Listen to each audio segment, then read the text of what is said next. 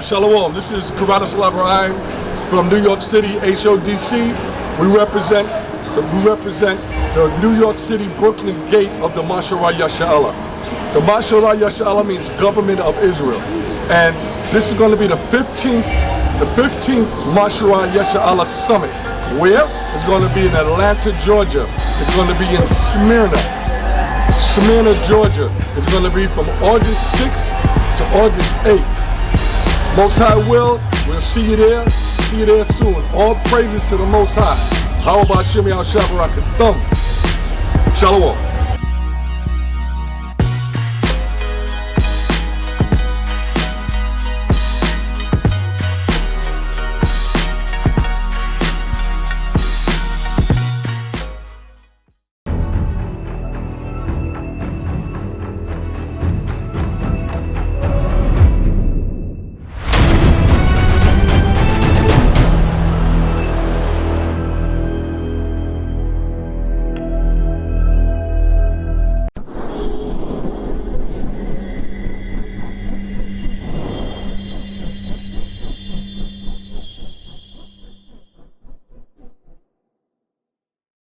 It's a nasty morning out there, but we're going to warm it up today, right?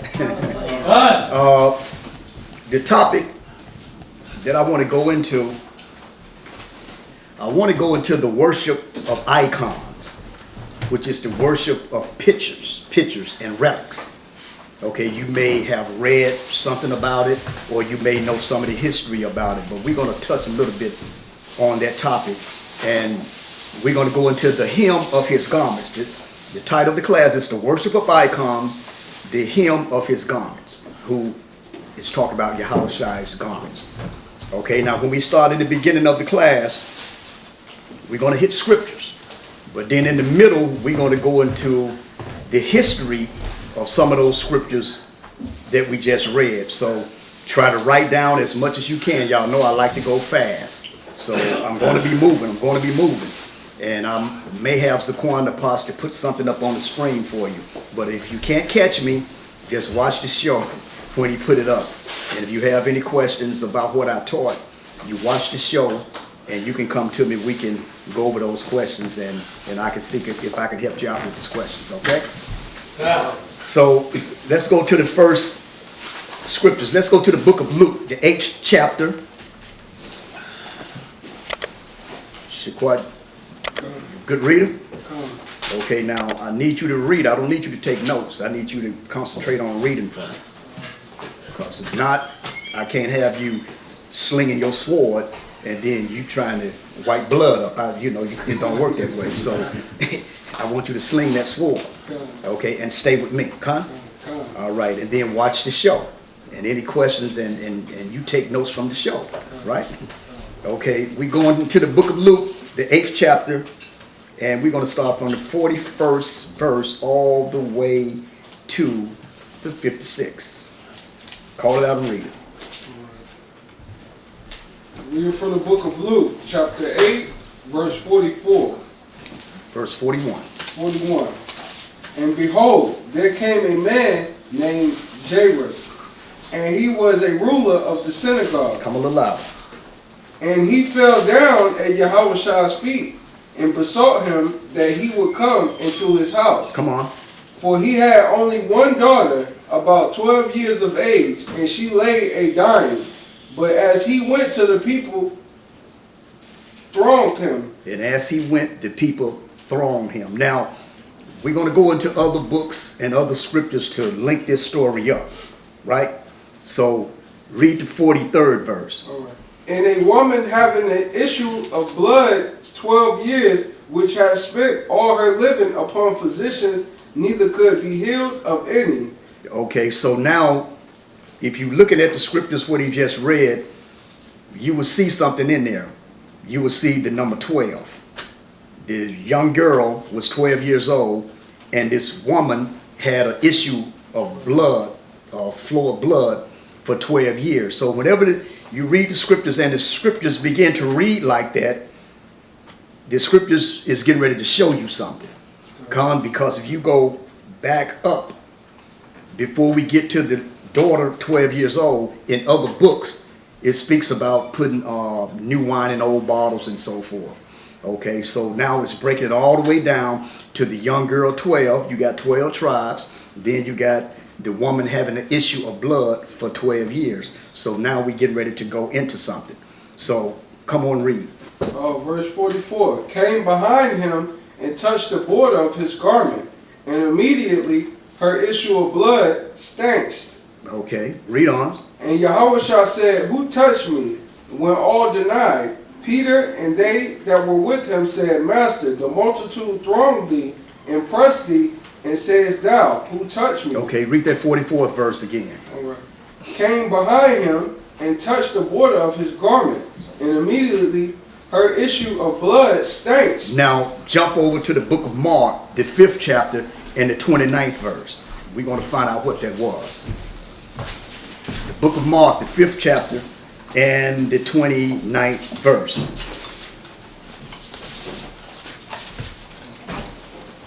Reading from the book of Mark, chapter 5, verse 29.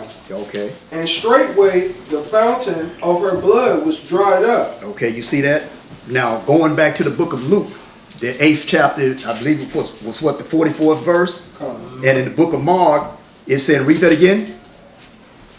29. And straightway the fountain of her blood was dried up, and she felt in her body that she was healed of that plague. Okay, as soon as she touched Yahushua's the hem of his garment, it said that that whole issue cleared up. Because Yahushua didn't tell her, daughter, be of good courage, you are healed. He said, you are made whole.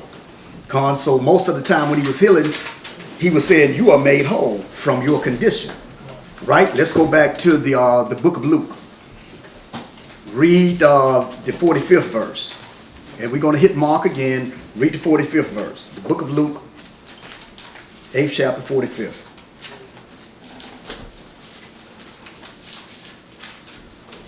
Come on, don't lose Luke now.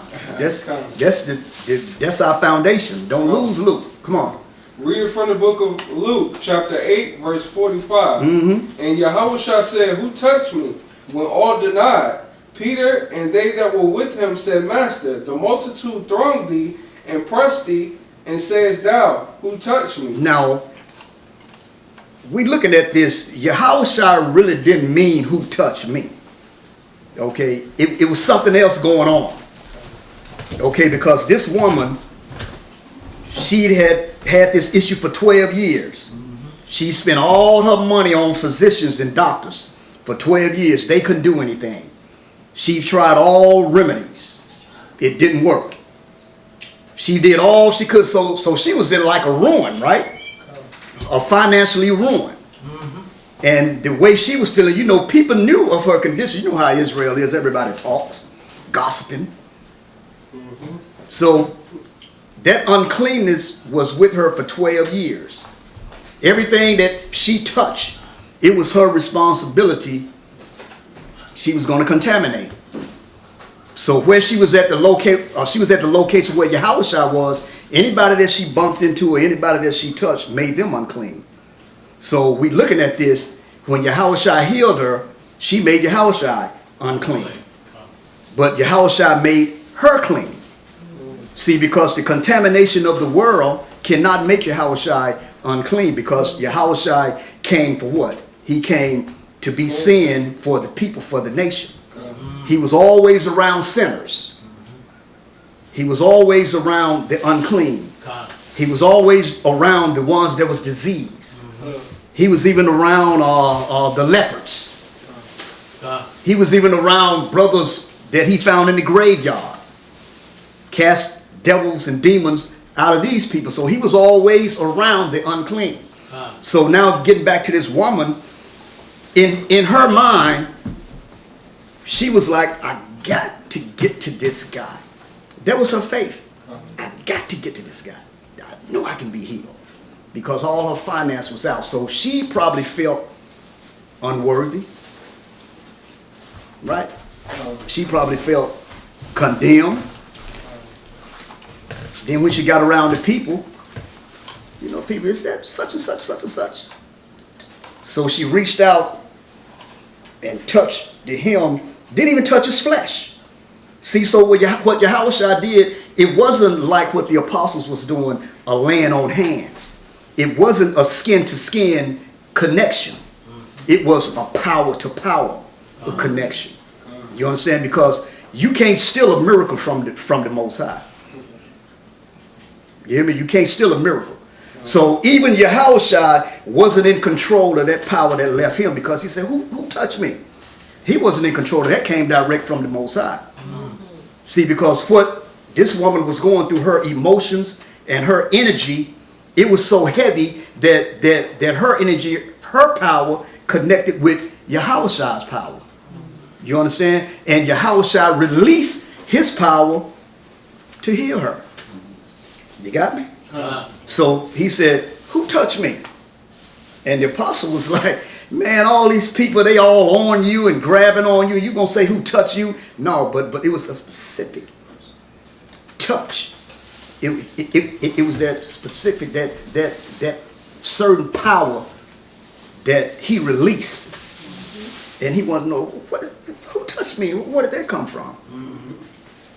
And he looked at the sister and he edified the rest of the people to let them know, yeah, this is the power of the Most High. Because when he said, daughter, you are made whole, be of good cheer. So it wasn't no ifs, ands, buts, or no other doubts or any negative questions after that statement. You got it? Okay, so where we at? You back in Luke? 45. Okay, read that. And Yahushua said, who touched me? When all denied, Peter and they that were with him said, Master, the multitude thronged thee, and pressed thee, and sayest thou, who touched me? Come on. And Yahushua said, somebody hath touched me, for I perceive that virtue is gone out of me. You hear what he said? For I perceive Somebody has touched me, because I perceive some power left me. It was a little bit different. See, he said, wait a minute. Somebody touched me because I feel their energy. I feel their power. I'm connected with that. So he released his power. He said, wait a minute. Somebody touched the hem of his garment. Not him. Right. See, continue to read. all right. 47. All right. And when the woman saw that she was not hid, she came trembling and falling down before him.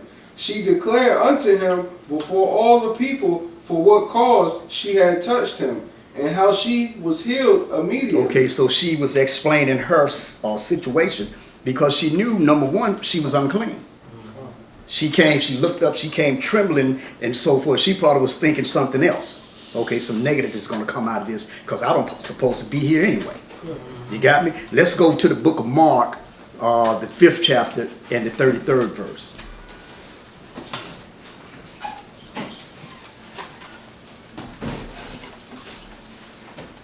Come on, stay in them books now. Use them fingers.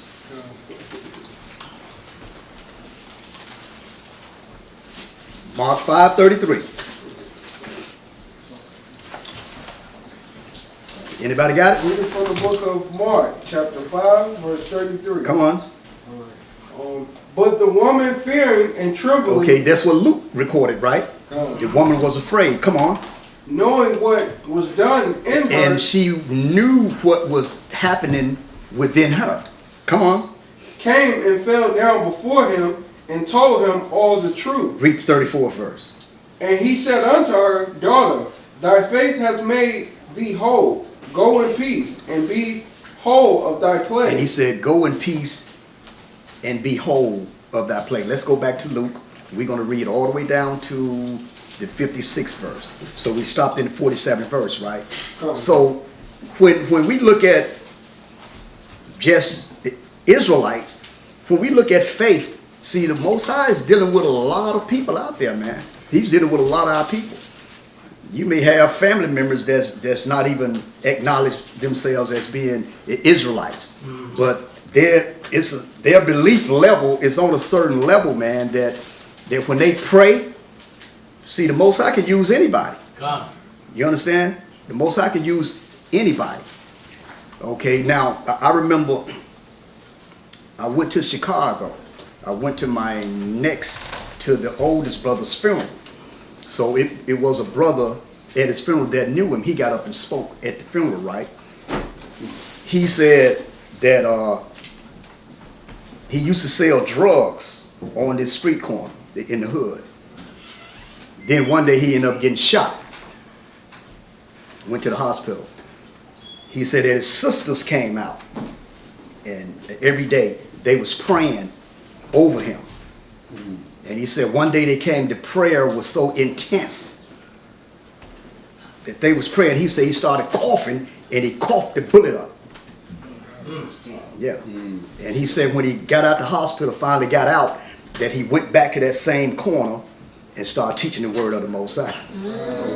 See, so we don't know the mind of the Most High and how he operates. See, we just look at ourselves or whoever that's in this school.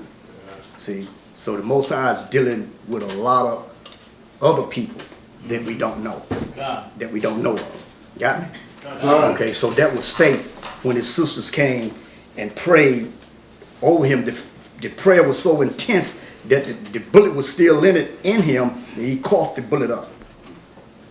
Okay, continue to read 48th verse. And he said unto her, Daughter, be of good comfort, thy faith hath made thee whole, go in peace. While he yet spake, there cometh one from the ruler of the synagogue's house, saying to him. Now, this is going back into the story that we read before. This is dealing with the daughter that's 12 years old. Okay? This is going back into that story. Come on. Thy daughter is dead. Trouble not the master. So they said, look, thy daughter's dead, man. Don't even trouble Yahushua. Don't even trouble. She's already gone. Come on. But when Yahushua heard it, he answered him, saying, Fear not, believe only, and she shall be made whole. Okay, see, she shall be healed, or she shall be made whole. See, come on. And when he came into the house, he suffered no man to go in, save Peter and James and John and the father and the mother of the maiden. Come on. And all wept and bewailed her. And he said, Weep not, she is not dead, but sleepeth. And they laughed him to scorn, knowing that she was dead. And he put them all out, and took her by the hand, and called, saying, Maid, arise. And her spirit came again, and she arose straightway, and he commanded to give her meat.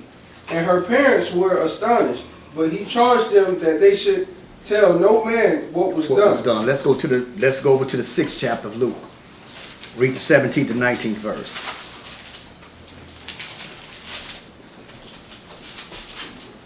Reading from the book of Luke, chapter 6. See, Yahushua had power over all unclean spirits. He had power over all demonic forces. So when we get sickly and then get these unclean spirits on us, sometimes, like what the woman had, the blood flow for 12 years, that was a powerful unclean demon or unclean spirit that was up on her. A powerful spirit. See, but Yahushua has control over all demonic forces. He has control over all powerful entities. Come on. Luke the 6th chapter, 17 to the 19th verse. Reading from the book of Luke, chapter 6, verse 17. And he came down with them and stood in the plain, and the company of his disciples and a great multitude of people of all Judea and Jerusalem, and from the sea coast of Tyre and Sidon, which came to hear him and to be healed of their diseases. Read on. And they that were vexed with unclean spirits, and they were healed. And the whole multitude sought to touch him, for they went virtue out of him and healed them all. See, all they wanted to do was just touch him. And the scriptures say that the power went from him and the people were healed. See, those days are coming back. But the scriptures say that we got to be right, because Yahushua said we're going to do greater things. Okay, let's go to the, I want Yeshaya to get this. Let's go to the book of Zechariah, the 8th chapter and 23rd verse.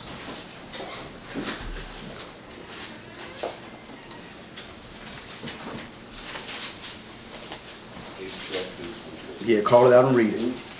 The book of Zechariah, chapter 8 and verse 23. Come on. Thus saith the Adonai of hosts, in those days it shall come to pass, that 10 men shall take hold out of all languages of the nations, even shall take hold of the skirt of him that is a Jew, saying, we will go with you, for we have heard that Yahweh is with you. See, they're going to take a hold to your garments, the hem of your garments. We have heard that the power and the spirit of the Most High is with you. We will go with you. See, that's when we would truly be the ambassadors of the Most High. Okay, when the people will automatically bow down to you. You ain't got to be in the streets trying to make them do it. Lick my boots. Lick the dust off my shoes. And then you're going to put a scripture. No, they're going to run up to you and then automatically do that. They're going to run up to you and say, yeah, we heard the Most High is with you, because they're going to see the power. They're going to see that power, and they're going to see that aura. They're going to know that the power is with you, and they automatically going to do that. You ain't got to pick old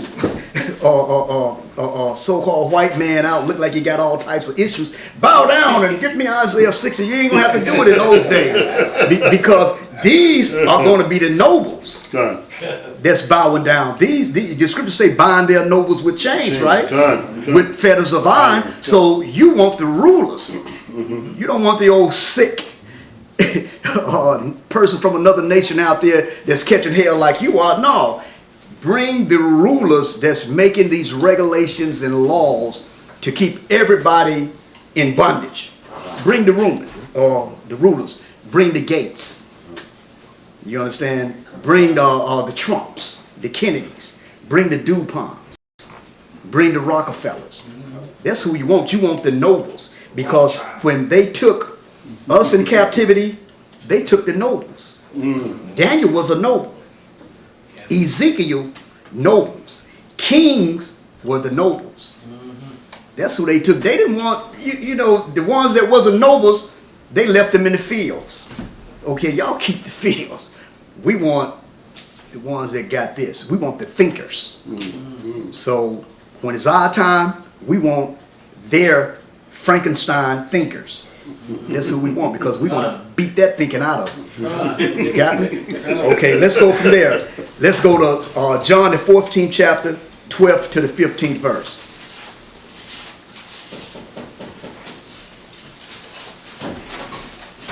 John the 14th chapter, 12th to the 15th verse.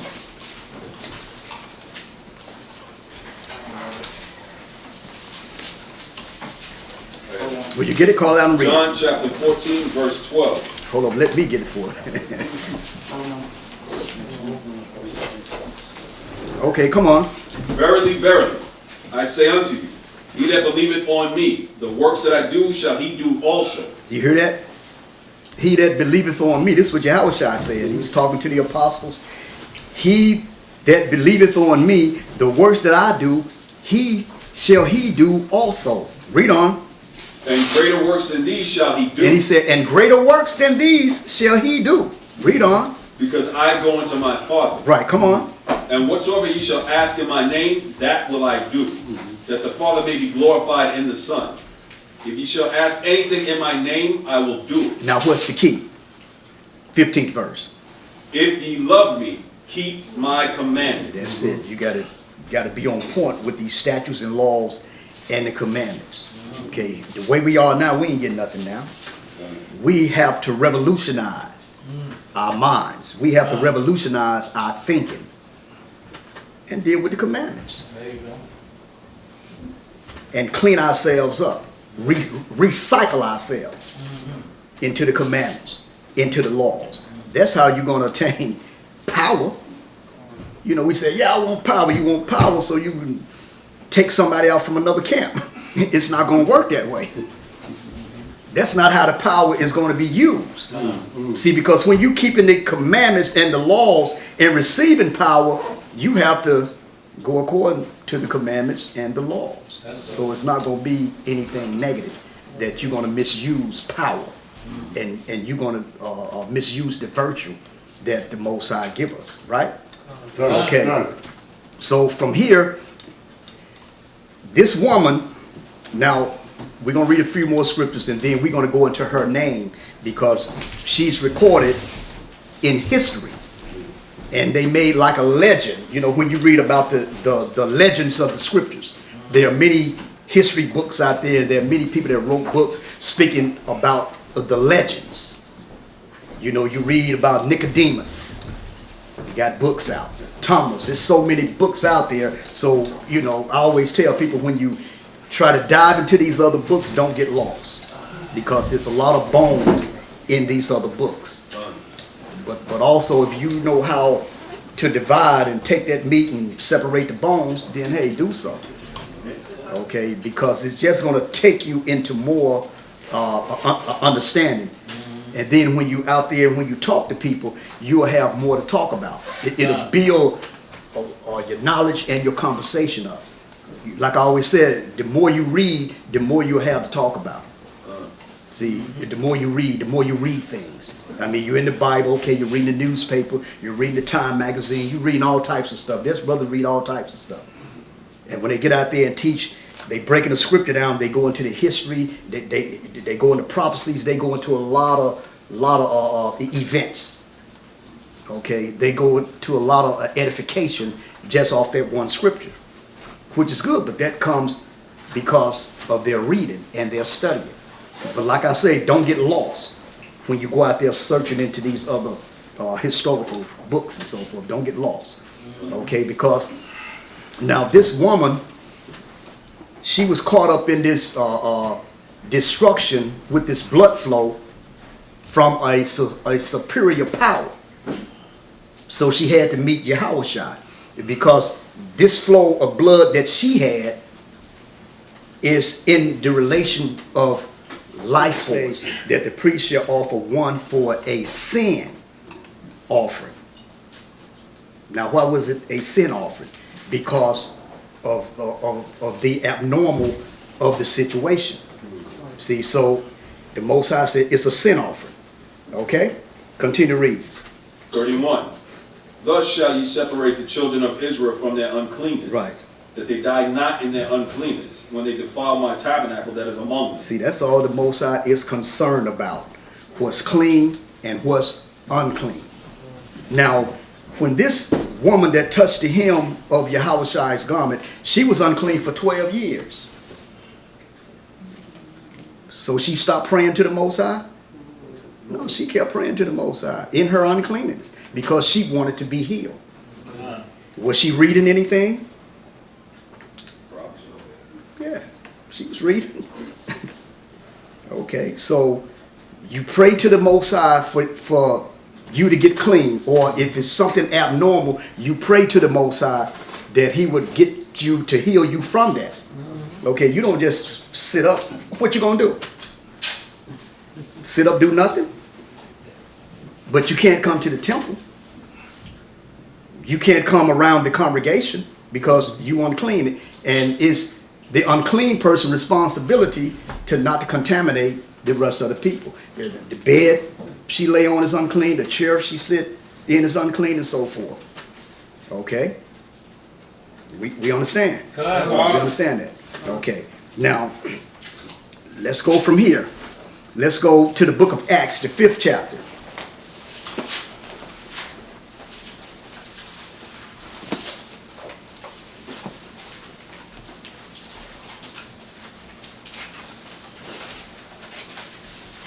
Acts the 5th chapter, the 15th and the 16th verse. Acts the 5th chapter, the 15th and the 16th verse. Call it out and read it. Acts chapter 5 and verse 15. What, somebody else wanted to read? Oh no, just make sure. Okay, Shaquat, you still want to read? Okay. No, you can read that, Yeshaya, but Shaquat, get me the book of Acts, 19th chapter, 11 and the 12th verse. Come on, Yeshaya. Acts chapter 5 and verse 15. Insomuch that they brought forth the sick into the streets, and laid them on beds and couches, that at the least the shadow of Peter passing by might overshadow some of them. Okay, just by Peter's shadow. Now that's faith. If his shadow, if I can get healed by his shadow. See? So that goes back into the hem of Yahushua's garment. And in Zechariah the 8th chapter and the 23rd verse. And also Yahushua said, we're going to do greater things than what he did. But you still have to keep the laws and the commandments. Without this, you're not going to do anything. Read on. Verse 16. There came also a multitude out of the cities round about unto Jerusalem, bringing sick folks, and them which were vexed with unclean spirits, and they were healed, everyone. Everyone was healed. Call out what you got. Reading from the, And just try to get me Matthew's the 14th chapter, 35th and the 36th verse. Call it out loud. Come on. reading from the book of Acts, chapter 19, verse 11. And the Most High wrought special... Let them get it for a minute. Oh, Shalom. Yeah, give them a few seconds.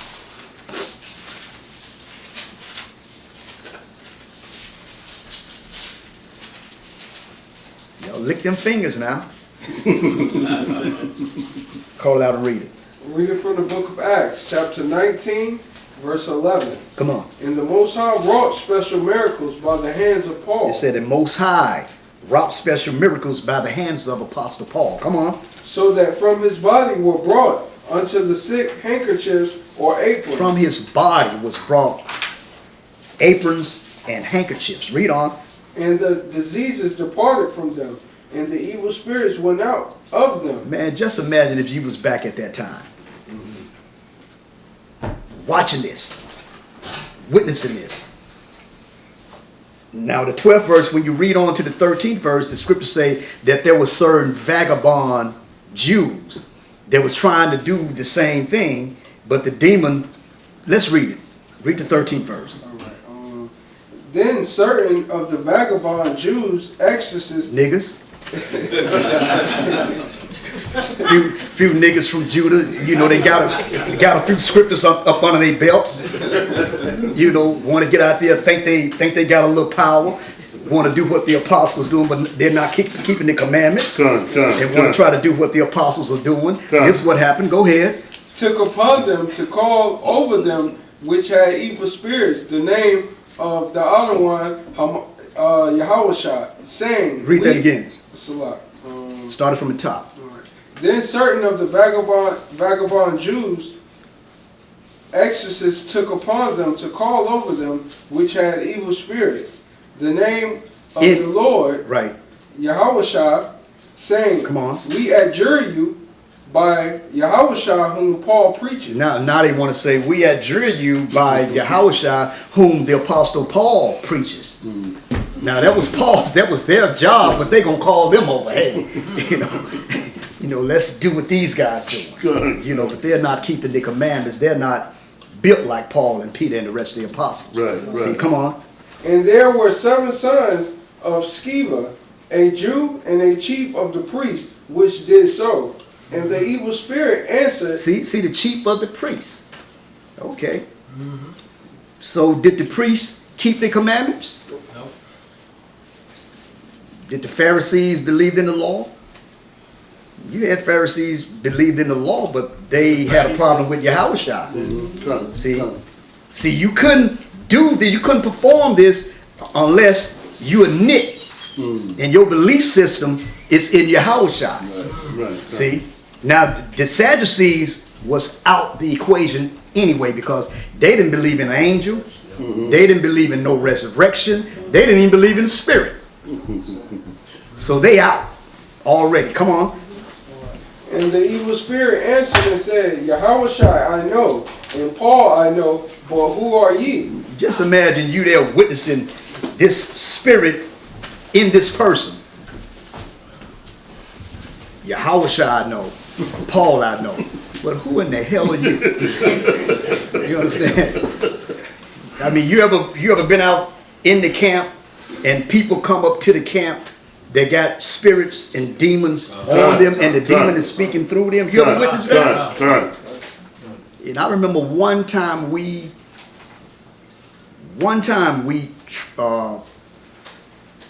tried to cast this spirit out of this sister, and her voice just kept changing. Wow! I'm looking, whoa!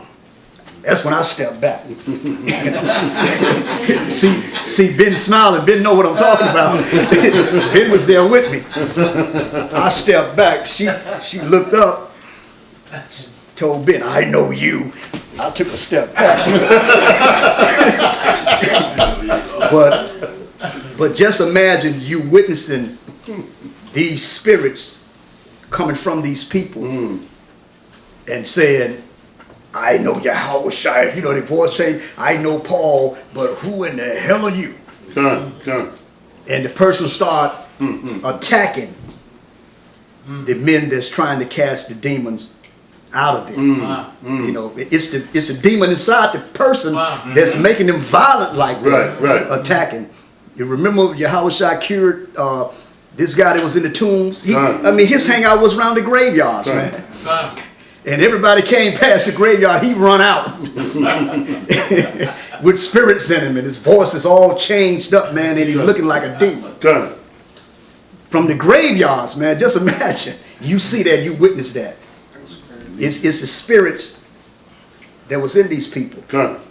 It's crazy now because you haven't witnessed that. Look, the brothers was dealing with that, Yahushua, they was dealing with that damn on every day. Everyday basis, man. The Apostle Paul, every day when they wake up, that's what they're dealing with. When they go to sleep, that's what they're dealing with. And they had to have that power and that shield from the Most High. Because when we was dealing with that sister, once we finished, she calmed down and then her voice went back to the regular little girl. Wow. We felt drained, brother. Wow. Yeah. Wow. We felt drained. So the apostles had to be shielded by the Most High's power so the demonic forces couldn't penetrate.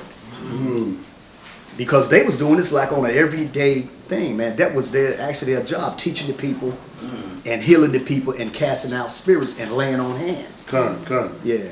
So that was every day for them. And it's nothing worse than to be drained spiritually. To be burnt out spiritually. And to be tired spiritually. Or mental. Or spiritual thing. Nothing worse than that type of feeling, brother. Come on, read. Call out the verse you're in. Verse 16. And the man in whom the evil spirit was leaped on them, and overcame them, and prevailed against them, so that they fled out of that house, naked and wounded. And wounded. Okay. So it was something that wasn't going right with them. Something that they was doing. They wasn't chosen. And they wasn't into the law. You understand? Or they didn't have that fervent accepting of Yahweh either. See, because you can't do that without the name of Yahweh. Okay, from here, what did I tell you go, Yeshua? Matthew 14?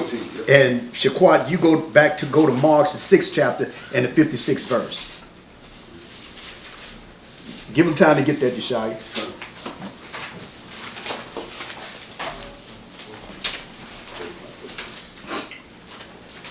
Everybody got it? No, y'all don't sound like y'all do. Everybody got it? Come on, Yeshua. Matthew chapter 14 and verse 35. And when the men of that place had knowledge of it, they sent out into all that country. Talk about Yahweh. Come on. And brought unto him all that were diseased. And he besought him that they might only touch the hem of his garment.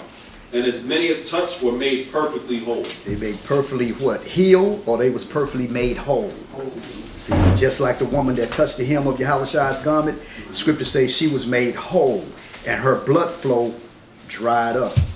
It was cleaned up. Okay, and then when she felt it, she knew the difference within herself, within her own body. That freaked her out. That shook her. That scared her. You know. Just like us today, all types of ailments. Just say one of the Most High's servants heal you. That won't freak you out, man. Whoa, wow.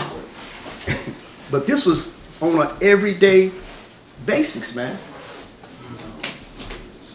Bringing people back from the dead, healing every day, people with disease, brother that's blind. He's blind yesterday. You see him walking down the street. Yo, man, where you going? Well, I'm walking. You all right? Yeah, I got my sight back, brother. You know. Yeah, but those days are coming back. But you got another verse for me? That was it, Yeshai? 36? That was it. Yeah, 36. Okay, Shaquan, call out. Let the people get it. Call it out and let them get it. Mark 6:56. Y'all got it? No, don't seem like y'all got it. Give them 3 more seconds. Y'all got it? Okay, I guess they got it now. Let's go. All right, reading from the book of Mark, chapter 6, verse 56. And whithersoever he entered into villages or cities or countries, they laid the sick in the streets. Laid all the sick in the streets, man. Come on. And besought him that they might touch if they were, but the border of his garment. If it were the border of his garment, come on. And as many as touched him were made whole. They were made whole. They brought them, laid the sick in the streets. And there's another scripture, I can't find it right now, but it say that when the chief priests and the scribes saw what was going on, they was moved with indignation. So just imagine this going on today, all the sick in the streets. You know the police gonna come. Well, you're laundering, or why they right? You know, take them to the hospital. You know they gonna come up against you like they came up against Yahushua. Because this physician that this woman has spent all her money paying this doctor, and he couldn't heal her. So Yahushua came along. She just touched the hem of his garment and was made whole. And Yahushua just healing people. And the physicians, the hospitals, they was out of business. That's why they trying to come up against the herbs now. Because the herbs, they heal you. They making laws against the herbs because they heal you. They want to keep pumping that poison in you, that medicine, the medication. You talk to the doctor about herbs. He said, well, we got such and such, give you some old medicated name, man, that's gonna eat your liver up and all this stuff, man. Kidneys and everything. Okay, so no, they don't want the people healed. No, the scribes and the leaders back then, the chief priests, didn't want the people healed. They called the officials on Yahushua and the apostles. They called the Roman government on them because they was a threat. And they couldn't make no money. See? Because the woman spent all she had for 12 years. And it didn't stop any blood flow. It didn't heal her. All the remedies, it didn't heal her.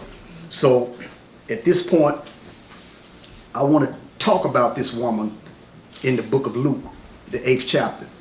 The woman that Yahushua healed. Now, she's not mentioned by name in the scriptures. But when you check the history, her name is there. Okay, now her name is Veronica. But another historian called her Berenice. And as I give you some of this history, you probably can't write it all down. That's why I say watch the show. And I'm going to ask Zaquan the Posh to try to put something up on the monitor, okay? And then we're going to go back into the scriptures. Now, you would find Veronica, you would find, she go by the name of Veronica, you would find that a lot, according to a lot of writers. But it's a few that say her name was Berenice. Now I'm going to throw some books out there. Now y'all going to look at me, well, what? There's a book called The Acts of Pontius Pilate, which is also called the Gospel of Nicodemus. Okay, so she's called Berenice. Okay, because it say that Pontius Pilate went to the emperor complaining that Yahushua was put to death unjustly. Okay, that's in the history. You remember when he came out and he said he's going to wash his hands from this? There was the Israelites, the leaders, that was their doing. Because Pontius Pilate didn't want to have anything to do with it. And his wife came out and said she done had many dreams about this righteous man. See? And they made a saint out of Pontius Pilate's wife, even today. They made a saints out of a lot of these, legend stories.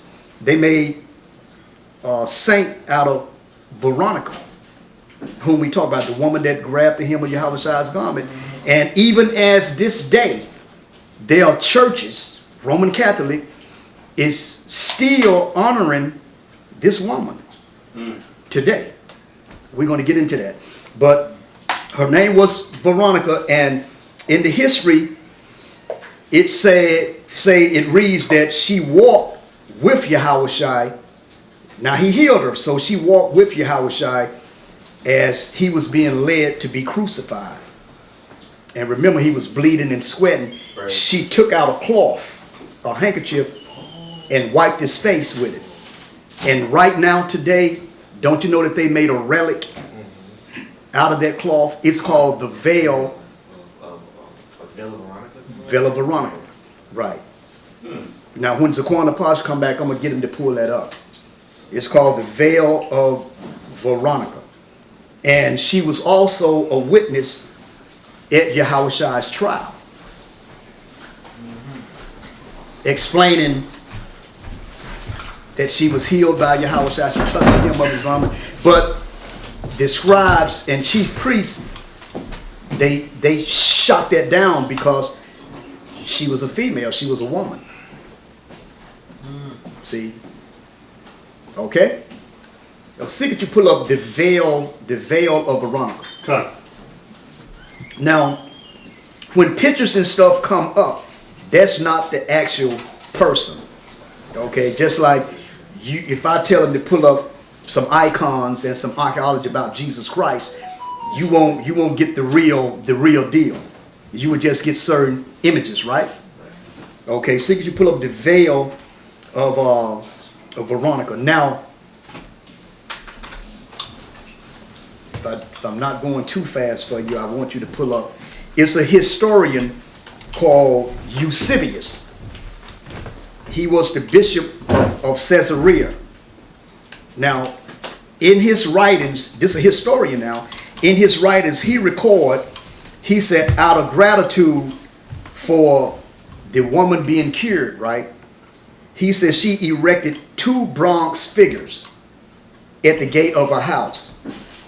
One of the images was representing a woman on her knees in supplication. And the other image was in the likeness of Yahweh holding out his hand to help her. And Eusebius adds on to this statement that he made. He adds on, he said, look, in our day, and we saw them with our own eyes when we stayed in the city. Now, this is a historian by the name of Eusebius. And once Zaquan get ready, we're going to look up Eusebius, and we're going to look up the veil of Veronica. Now, you have other historians discredit Eusebius because Eusebius was the historian for the Emperor Constantine. And they claim that he never wrote the bad things about Constantine. It was all the good things. So they discredit a lot of his writings. So now, once y'all watch the show, all these names that I'm giving y'all go research it, look these names up. Okay? And then if there's any questions or anything, you can come back and we can talk. Okay? Or you may find out information that you can show me, that you can share with me, right?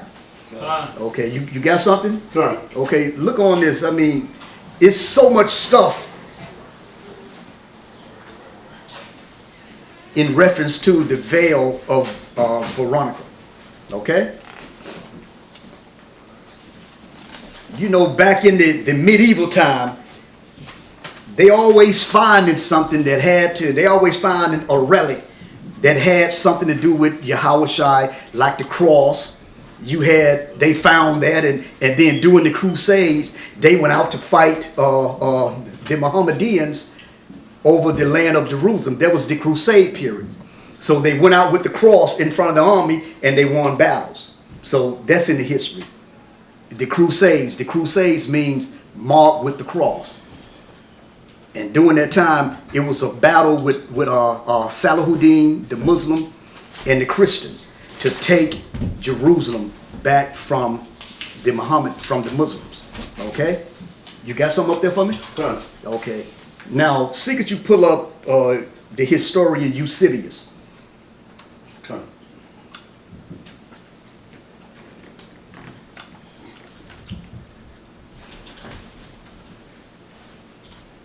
I spell it. EU. Eusebius, right here. Yeah, you got it? Done. Okay. Now don't get so concerned into the pictures, you know. Just read the history of it, you know. Okay. Don't get too much caught up in the pictures. Eusebius of Caesarea, Yeah. also known as Eusebius Pamphylius. Right. That's the same guy. Do you have anything where you may not have where he wrote about Veronica? You may have to just read some of his history, and you know, because I can't remember what page or what page I read that on. You want me to read this right here? Or? If it got something about the veil of Veronica in it. Okay, let's see. Yeah, come on. I was gonna say, if he can punch up Veil Veronica shrine. Did you just do that? Yeah, I did. I have Veil Veronica here. Okay, this is just to show the congregation that it's history, but when he put the show up, then they can rewind or what have you, and they can study it. Okay, because you know we're not gonna, you know, stay on it too long. You know, this just to give you the information when you get home, when he put the show up, just sit back, you know, do your own research. Okay? And this veil of Veronica, it said that the Crusaders brought the veil to Rome from Jerusalem. It's the veil of Veronica. It said it was highly venerated. It was highly honored during the Middle Ages. It was held in high regards. It was like they worshiped that veil. And you can see pictures of this woman with the veil. It looked like a t-shirt with Yahushua's face on it. But you know, they said that the print, when she was wiping his face, that his print remained in that cloth. But you know, that's just some stuff that they put out there. But it is history that she played a part in the history. But how they, you know, just take it and make a legend out of it and make stories out of it. Okay? So just read it, check it out, learn something from it. Can I say too? Yeah, come on. And like you said, the Crusades, everything that they took before and they tried to make some outwit, because what they was trying to do, they were trying to outwit and maneuver against the Muslim. Right. Because that was their biggest flash fighting against the Muslim. The Muslim, right. So anything that they found pertaining to Yahushua, they would use it Right, as right, sacred and right, religious. right. But and in that too, you have the Templars. The Templars, yeah. There was some wicked evil. They were Yeah. just like the Illuminati. They Yeah, set yeah. up all the wars that was fought throughout the Middle East. Yeah, the Knights sponsored Templars, it yeah. to create havoc. Mm-hmm. And they will use and what they do, they will infiltrate a lot of the Muslim faction and create havoc. Right. So they keep wars going. Right, right. And because what the main thing that they wanted to do was to keep the Mongols at bay. So they wanted to take over Jerusalem and Right. be the rulers of the Crusades. But they were wicked as Yeah, hell. yeah, They did yeah. a lot of wicked, treacherous things down there. Even in the Crusades period, I mean, you had the main aim was to take control of Jerusalem. Jerusalem. But that don't mean that they was righteous during the Crusades. You had brothers like Richard the Lionheart from out of Germany was part of the Crusades. You had Frederick Barbarossa. You had the Hohenstaufen dynasty, which you had the Holy Roman Empire. Now, don't get lost on that name, Holy Roman Empire, because it wasn't too much. Anything was holy about it. See, so don't get caught up on the names, because like Ben said, there was a lot of wickedness that was going on back then. You know, because the first crusade, or where prior to the first crusade, there was the Pope called Pope Urban II in 1095. He made a speech to motivate these warriors, these knights, to take part in the crusades. Okay, the crusades mean marked with the cross. And I believe in the third or fourth crusades, when they took Jerusalem, the crusades took Jerusalem, they set up a kingdom, and they call it the Latin Kingdom. Okay, it was called the Latin Kingdom, And I remember a time when we was at 125th Street. The security team met, this we was trying to venture out and trying to meet, the different street organizations and so forth. We went out, a brother had set up for us to meet with the Latin Kings, the street gang, meet with the street organization, meet with the Latin Kings and the Nietas. I think it was another group called Grassroots was there. And this meeting took place in Coney Island. And as we was driving through, they opened the gate for us. We went to their domain, and there were cops standing on buildings, that got wind, that knew that the Israelites was coming there. So Marshall was there, Big Shaw was there. I think Ariyah was with us, and a few other of Marshall's security team went to talk to these brothers. And a lot of the Latin Kings know, the higher brothers know that their name come from the Crusades, the Latin Kings, okay, because the Latin Kingdom, I think they set that up during the fourth Crusades.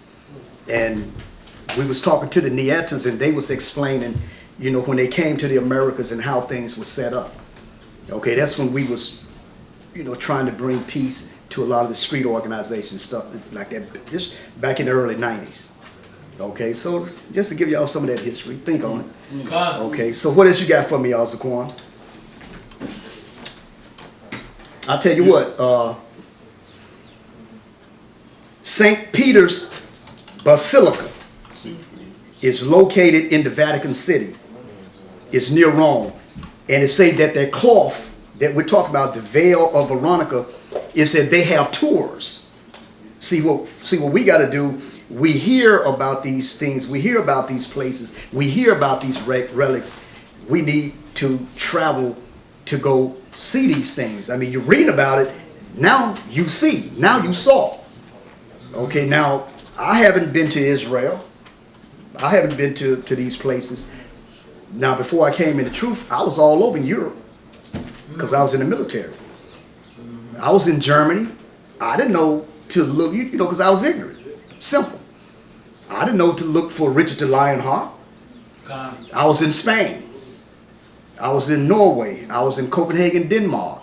I was even in Guantanamo Bay, Cuba. Where they got that prison at. Yeah. I was all over the place. But I didn't know what to look for because I wasn't in the truth then.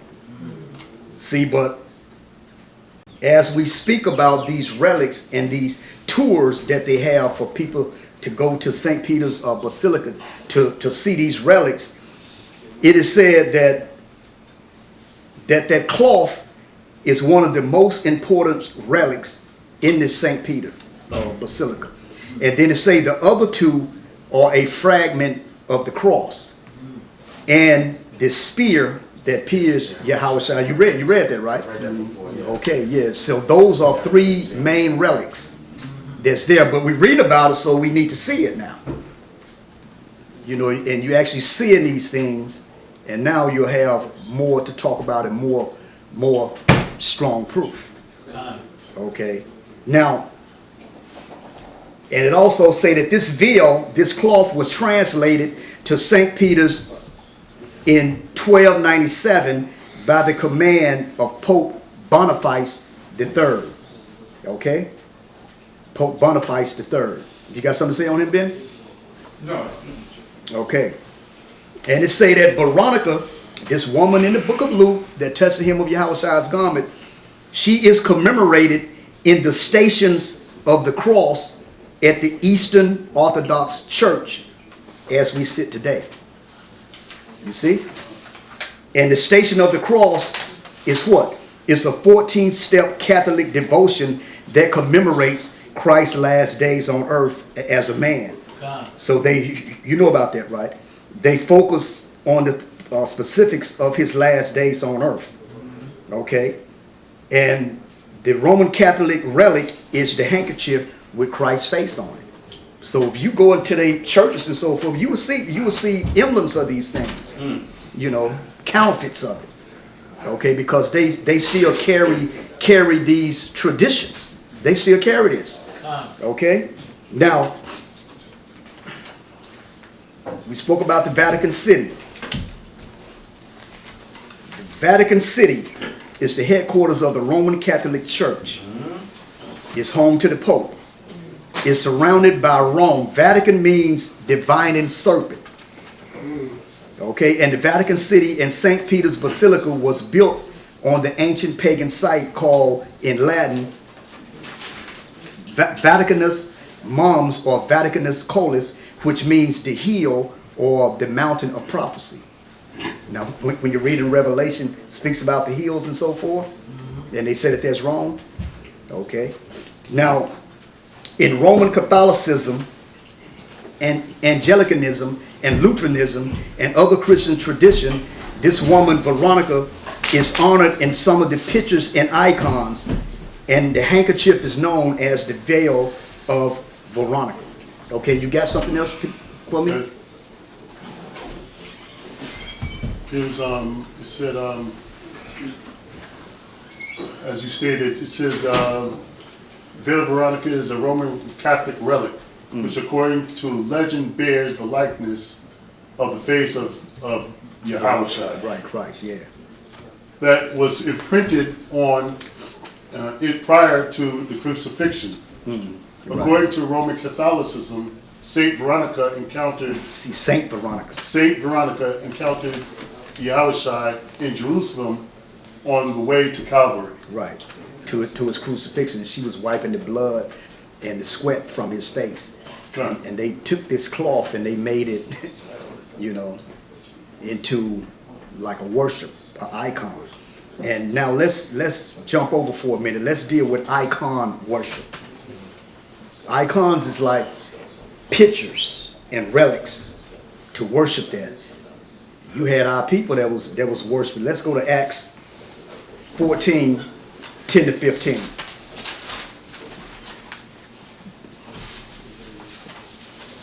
The book of Acts, 14th chapter, 10th verse to the 15th verse.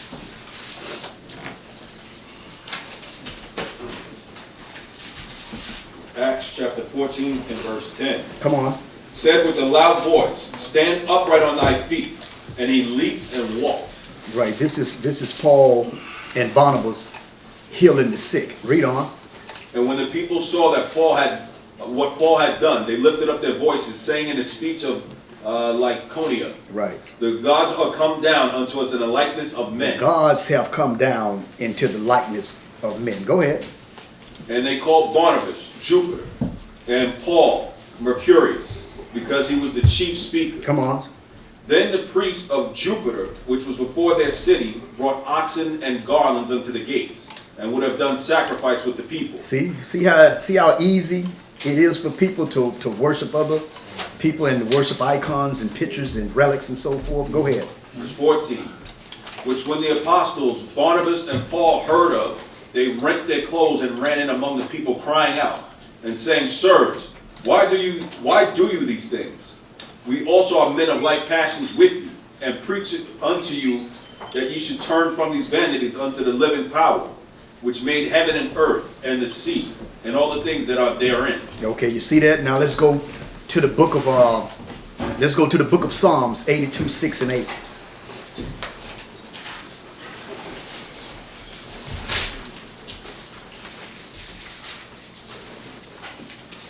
The book of Psalms 82, 6 to 8. Psalms.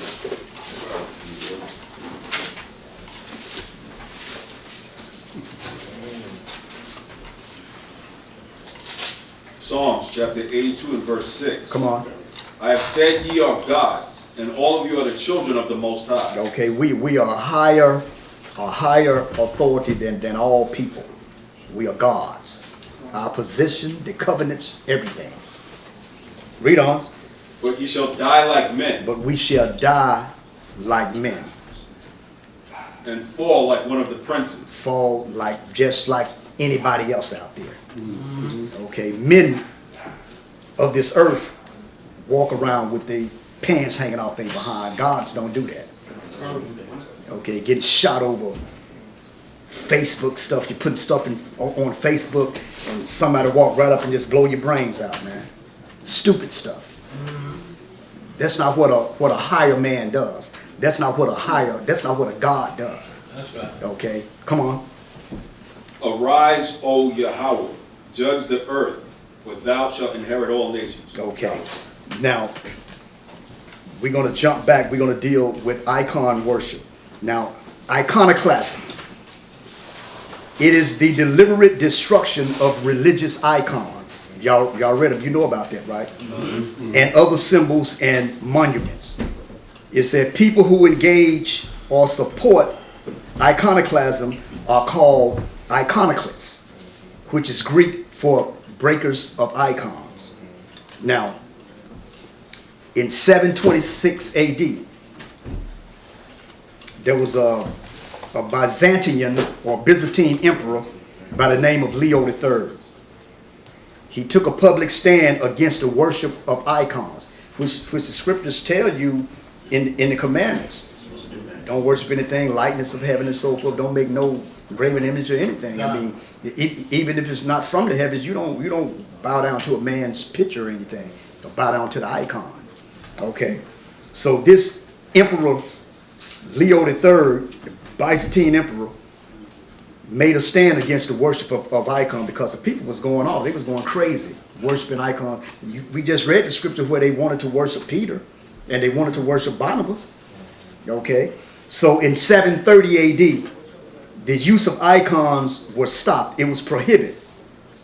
And Leo III's successor, who was Constantine V, persecuted icon worshippers. He was actually killing them. Okay, you want to bow down to this? He was killing them. What was his name? His name was Constantine V.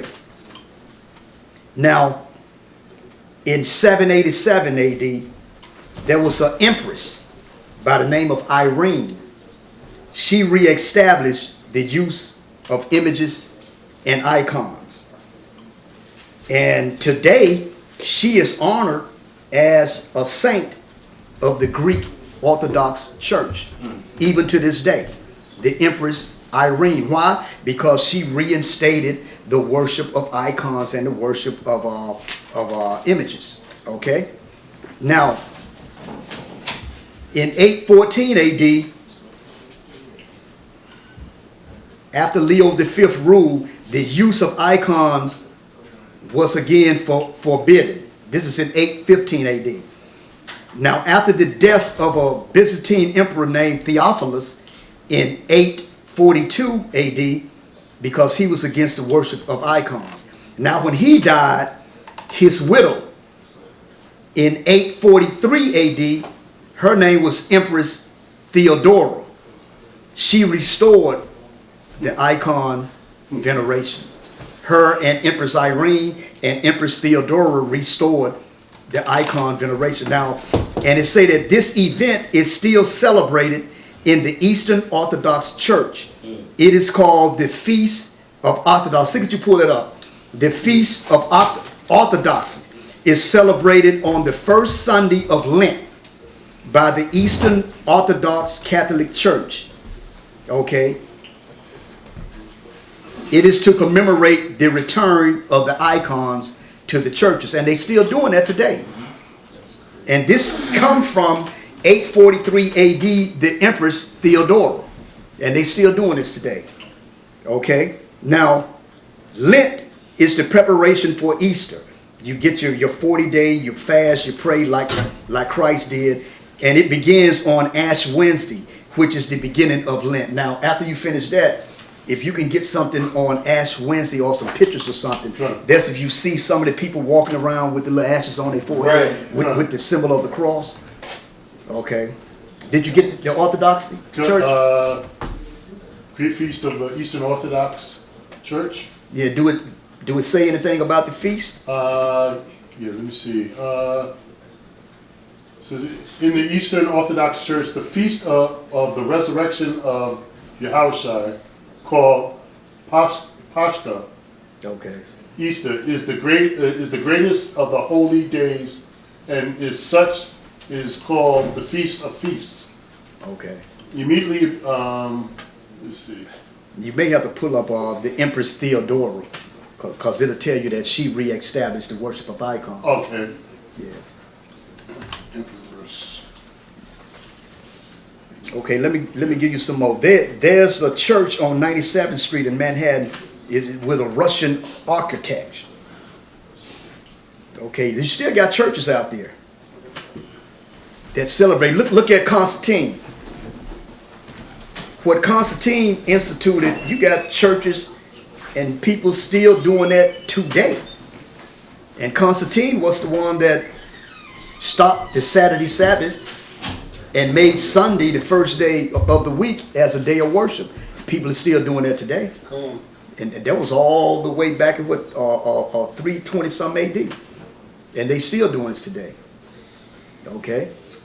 Yeah, Constantine, he made a lot of things official today too, and he put the stamp on Christmas too to make Right, it yeah. official too.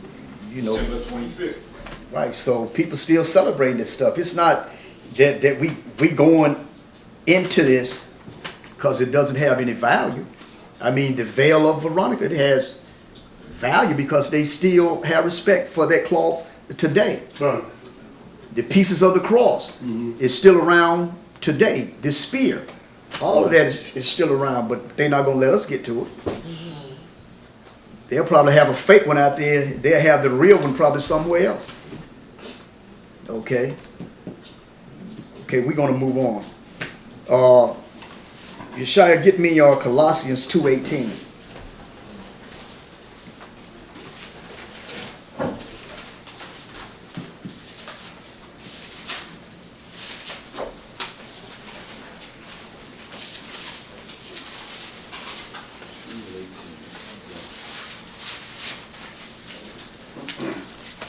Colossians chapter 2 and verse 18. Come on.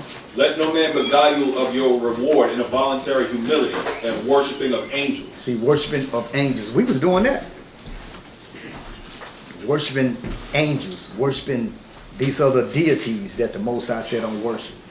Worshiping Peter. Worshiping Paul. Worshiping Mary. You get a lot of people pray to Mary as the mediator. Yeah, Catholic Church, that's the main thing. Right. And then if you look up, see that you pull up some of the pictures where they would have an image of Mary and have all the angels bowing down to Mary like she Yahushua. See, the scriptures that fit Yahushua they use for Mary as she's the mediator. Yeah, they call that Mariology. Mariology? Yeah, they put her over Yahushua. Yeah. Yeah, and plus there are other pictures where it's like the Most High's, have an image of the Most High's finger, his hand coming out of the spirit realm, and it's pouring down on Mary. And all the angels is bowing down to Mary. But Yahushua is nowhere to be found. You see? Okay. Now, this Theodora, she is venerated as a saint in the Eastern Orthodox Church, and her feast day is February the 11th. So once the brother put the show up, y'all watch these dates.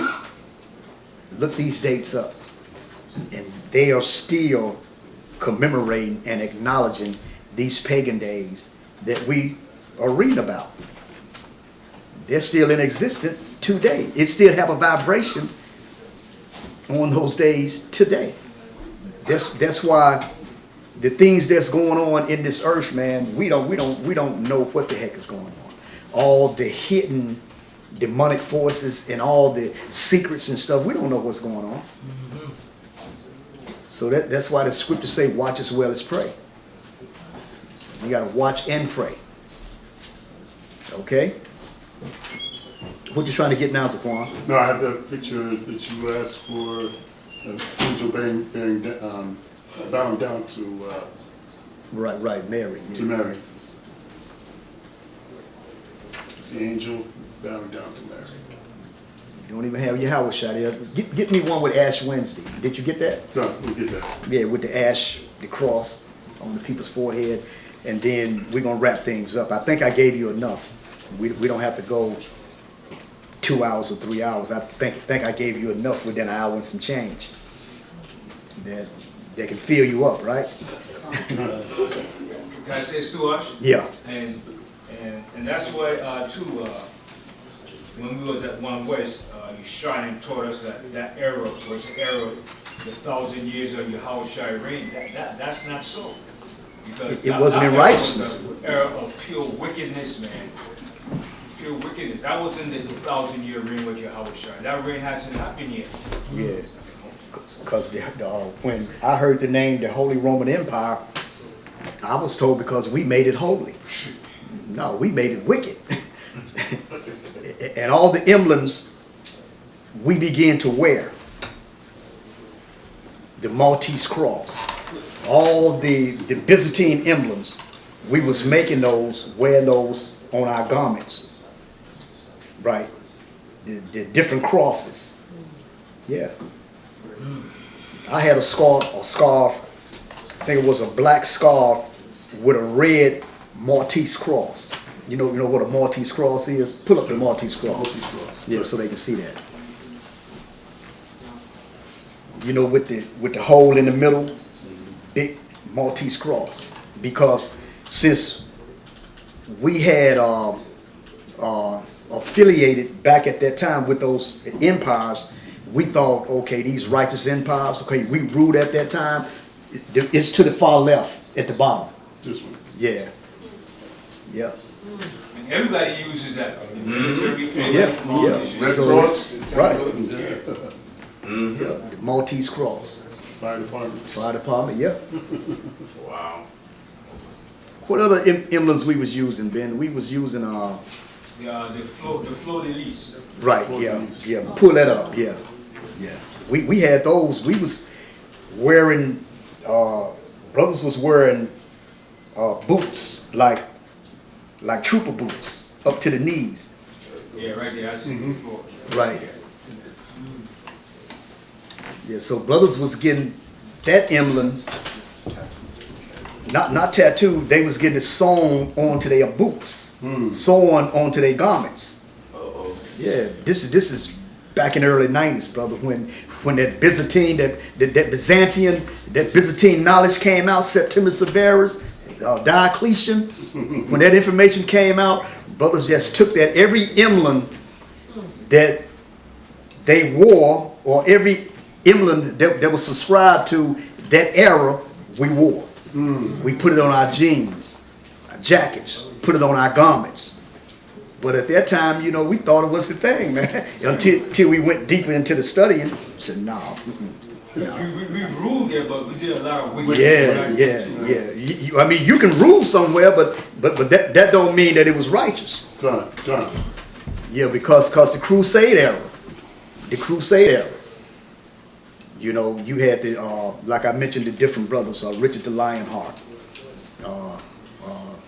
Frederick Barbarossa, and you had many others, okay, to get the land back. In the book of Zechariah, what did it say? That the Most High said that He's going to make Jerusalem a burdensome stone.